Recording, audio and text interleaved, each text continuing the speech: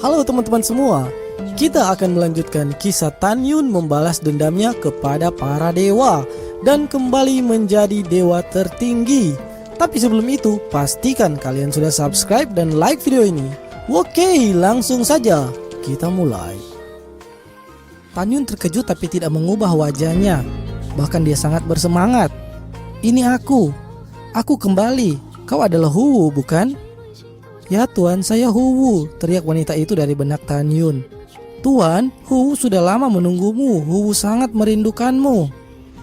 Tuan, setelah kamu memasuki reinkarnasi, dua dewa itu membawa King Ying dan aku dari dunia dewa ke gunung hukuman surgawi ini. Kedua dewa itu berkata sebelum mereka mati bahwa mereka sangat percaya bahwa kau akan datang kepada kami, ucap Huwu. Mendengar perkataan itu, Tan Yun merasa sakit di hatinya. Pedang Hongmeng atribut api disebut Huwu dan pedang Hongmeng atribut air disebut King Ying. Huwu, King Ying di mana dia sekarang? Tanya Tan Yun dalam pikirannya. Tuan, Huwu tidak tahu, Huwu berkata dengan sedih. Setelah kedua dewa itu mati, bawahan mereka bubar bersama mereka. Mereka berada di tanah abadi atau di medan perang para dewa. Setiap pedang ilahi Hongmeng memiliki roh dengan nama masing-masing. Huwu, apakah mereka telah ditemukan oleh orang-orang dari sekte abadi dan istana peri ilahi? Tan Yun tampak khawatir. Jika mereka ditemukan oleh kedua sekte itu, maka akan sulit untuk menemukannya, ucap Tan Yun. Mereka seharusnya masih berada di medan perang kedua dewa, ucap Huwu. Tuan, Huwu terluka parah setelah kematianmu. Sekarang aku tidak bisa mengendalikan pedang. Bawalah bawahan ini bersamamu. 12 pedang Hongmeng di masa lalu sangat menghargai jiwa Tan Yun. Ketika Tan Yun meninggal dan memasuki reinkarnasi, mereka juga menderita kerugian besar. Mendengar perkataan itu, Tan Yun bertukar pikiran dan berkata, sekarang bukan waktunya. Jika aku mencabut formasi dan belum membawamu pergi dari sini, diperkirakan orang-orang dari sekte abadi akan menghancurkanku. Tunggu sebentar lagi, ketika aku meninggalkan sekte abadi, aku akan membawamu pergi. Baik tuan, terima kasih tuan. Huwu lelah dan ingin beristirahat dulu. Saat itu pikiran Tan Yun terganggu oleh kata-kata Dantai Xuanzong. Namun, melihat Xuanzong, dia memandang pedang raksasa itu dengan iri dan menjelaskan kepada para murid. Lebih dari 80.000 tahun yang lalu, para leluhur menemukan pedang ilahi ini di tanah abadi. Leluhur itu sudah belajar selama ribuan tahun dan tetap tidak bisa mengendalikannya. Akhirnya dia mengambil pedang ilahi ini dan dijadikan monumen. Pedang ilahi ini disebut pedang ilahi abadi. Sekte abadi juga dinamai dari pedang ini. Suara Xuanzong baru saja terdengar dan suara tua bergema datang dari lautan awan. Tuan Dantai terlambat. Tuan Istana Jiwa Ilahi memimpin para muridnya sudah 7 hari yang lalu berada di sini. Mendengar perkataan itu, Xuanzong memancarkan rasa dingin yang tak terlihat di matanya dan kemudian kembali normal. Saat mengendarai perahu roh untuk terbang ke awan, dia menangkupkan tinjunya ke lautan awan yang luas di bawah dan berkata, Tuan Ruyan menyambutku secara pribadi, ini suatu kehormatan. Perahu roh melewati lapisan awan dan akhirnya mendarat di puncak. Di tengah puncak ada pedang pencakar langit raksasa. Puncak ini adalah puncak abadi yang merupakan gerbang gunung dari sekte abadi. Di puncak, seorang lelaki tua berjubah merah dipimpin oleh beberapa tetua datang ke arah Xuanzong di perahu roh sambil tersenyum. Nama sosok tua itu adalah Ruyan dan namanya adalah Wuji. Ruyan Wuji, dia adalah pemimpin sekte abadi saat ini. Ruyan berkata sambil tersenyum, Tuan Dantai sangat sopan, silakan. Tidak ada gerakan apapun dari Ruyan Wuji, tetapi ruang perlahan berputar di atas puncak. Dalam sekejap itu berubah menjadi pintu ruang dan waktu yang mengarah ke tanah rahasia abadi. Baiklah, ucap Dantai Xuanzong mengangguk dan menerbangkan perahu roh ke gerbang ruang dan waktu. Saat ini mata Ruyan yang sangat keruh melontarkan cibiran dan memimpin sekelompok tetua ke gerbang ruang dan waktu. Segera pintu ruang dan waktu menghilang. Setelah perahu roh berlayar ke tempat rahasia abadi, Tan Yun tidak punya waktu untuk menikmati keindahan alam. di tempat rahasia abadi. Murid-murid lain melihat sekeliling dan melihat pemandangan yang luas dan indah, wajah mereka penuh kepuasan. Sementara mereka menikmatinya, Tan Yun memejamkan mata dan mengingat pemandangan gunung di sekitar gerbang gunung abadi. Dalam pikirannya ada 360 puncak di sekitar puncak peri abadi. Tan Yun mencoba melihat ke bawah dari sudutnya sendiri di langit. Dia terkejut menemukan bahwa ini adalah formasi puncak yang membentuk elang besar menghadap ke puncak gunung abadi. Oh begitu, ini adalah formasi Xuanying, ucap Tan Yun. Tujuan dari formasi ini oleh sekte abadi adalah untuk melindungi pedang abadi dan gerbang gunung, gumam Tan Yun. Tuan Dantai, aku akan pergi ke aula abadi untuk menjamu lagi Tuan Istana Suge.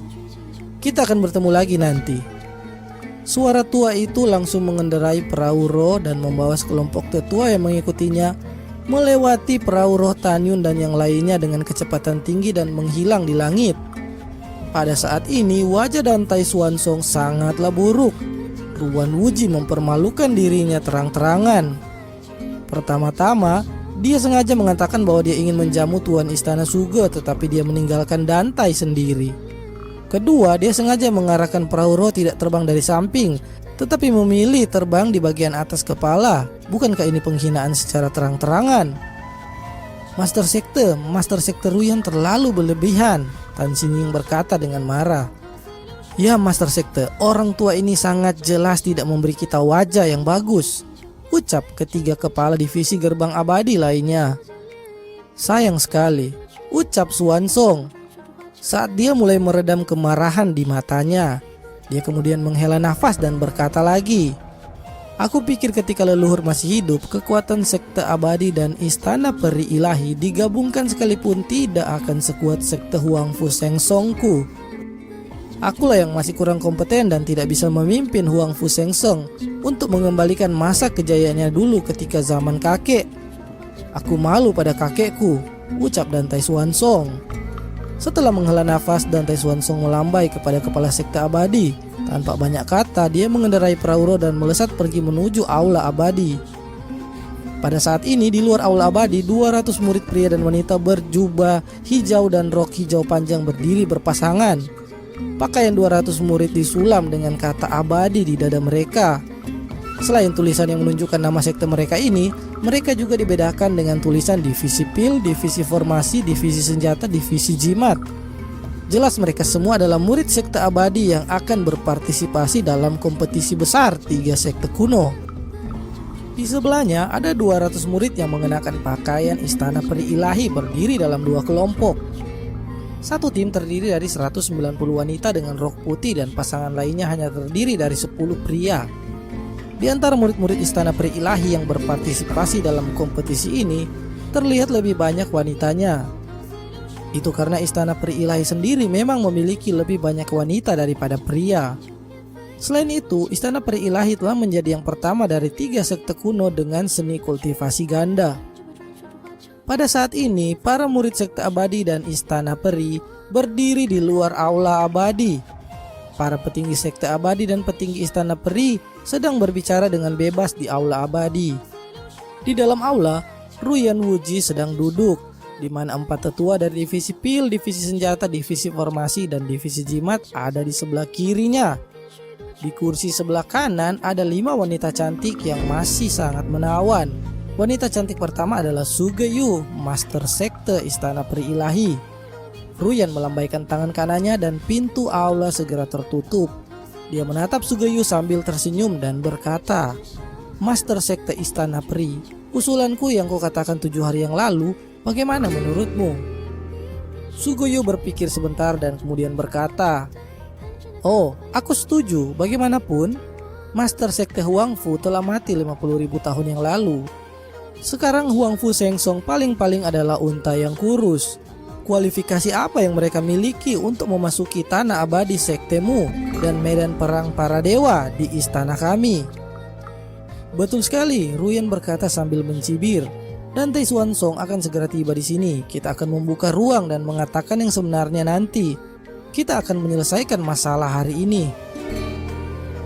Ruyan Wuji berkata lagi, mereka telah tiba. Dengan lambaian tangannya, pintu aula terbuka perlahan. Ruyan Wuji tidak memiliki niat sedikit pun untuk berdiri dan saling menyapa. Yang masih duduk di mejanya dan mencicipi anggur. Pada saat yang sama, Dan Tai Xuanzong mengendalikan perahu roda dan terbang ke atas puncak. Segera dengan 4 kepala gerbang abadi dan 4 kepala gerbang dalam, Xuanzong berjalan ke aula sekte abadi. 201 orang termasuk Nanggong Ruxiu, Song Wuxiao, Gongsun Ruoxi, Fan Luo, Song Hong, dan Huang Fu Tingfeng berdiri di depan barisannya masing-masing. Adapun Tanyun dan 51 murid taman obat lainnya, mereka berdiri di belakang mereka. Ketika Dan Tai Xuanzong memimpin 8 kepala divisi ke aula abadi, dia mengerutkan keningnya. Tidak ada jamuan makan minum untuknya. Jangankan jamuan makan minum, bangku pun tidak ada untuknya. Tuan Ruyan, apakah ini caramu memperlakukan tamu? Suara Xuanzong terdengar. Tidak peduli seberapa baik dan tenangnya dia, tidak dapat dihindari bahwa dia akan segera emosi. Di masa lalu ketika dia datang, perjamuan mewah digelar untuk menghormati dirinya dan para tetua Huang Fu Sengsong. Dan kali ini tidak ada apa-apa. Ruyan Wuji berkata sambil tersenyum, "Aku telah menyediakan gedung VIP untukmu. Setelah aku memberitahumu sesuatu, kau dapat membawa para tetuamu dan para murid ke sana. Dan jika tidak ada perjamuan untukmu di aula ini, apakah kau keberatan?"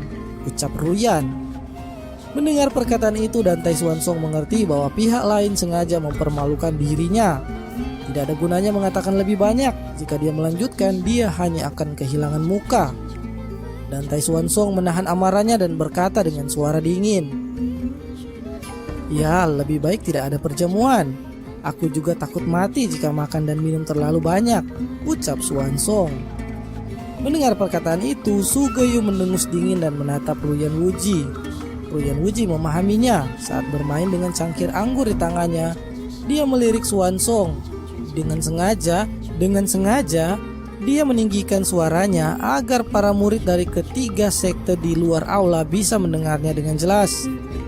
"Tuan Dan Tai, 50.000 tahun yang lalu leluhurmu mengandalkan kekuatannya secara paksa meminta sekte abadiku untuk menyetujui bahwa para murid-murid akan berkompetisi dalam keterampilan pil, senjata, jimat, dan formasi untuk menentukan jumlah murid gerbang dalam dari ketiga sekte kuno untuk memasuki tanah abadi. Tetapi kalian tidak mengizinkan sekteku dan istana peri ilahi untuk memasuki ngarai meteoritmu.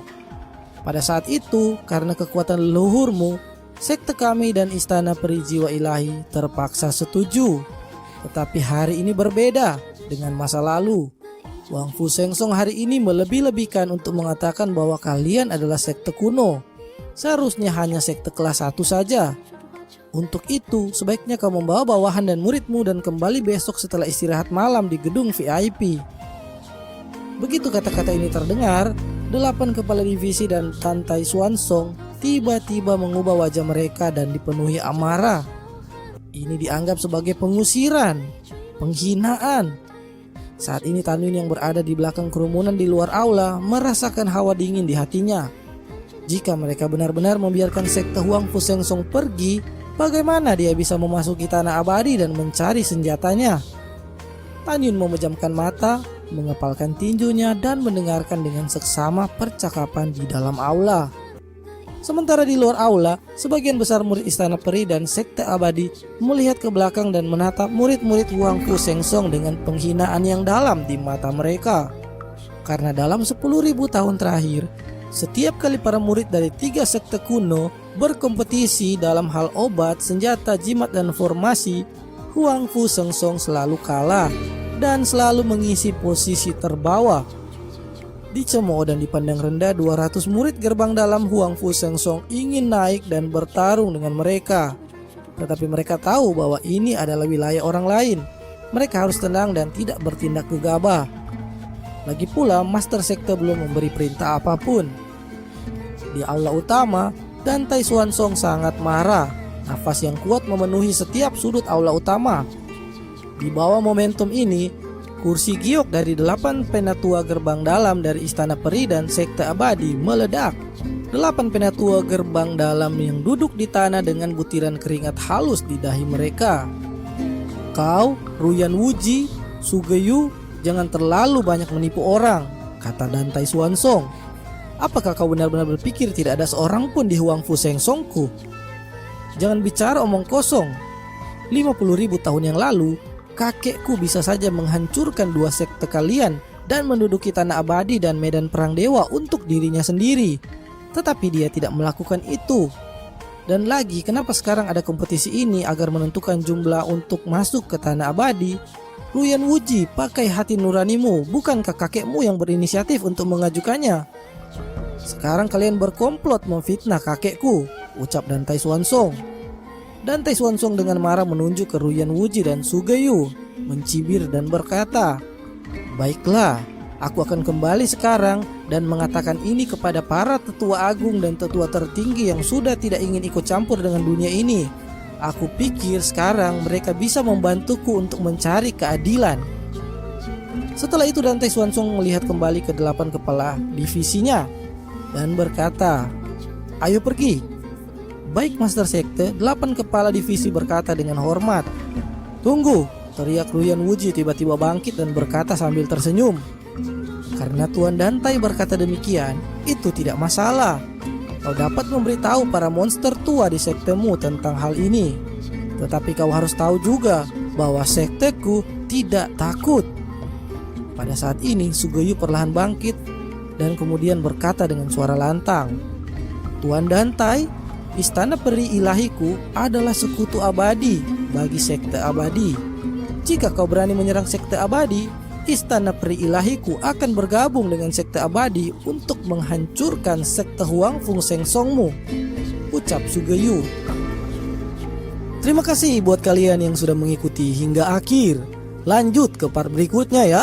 Jangan lupa subscribe dan like videonya. Bye.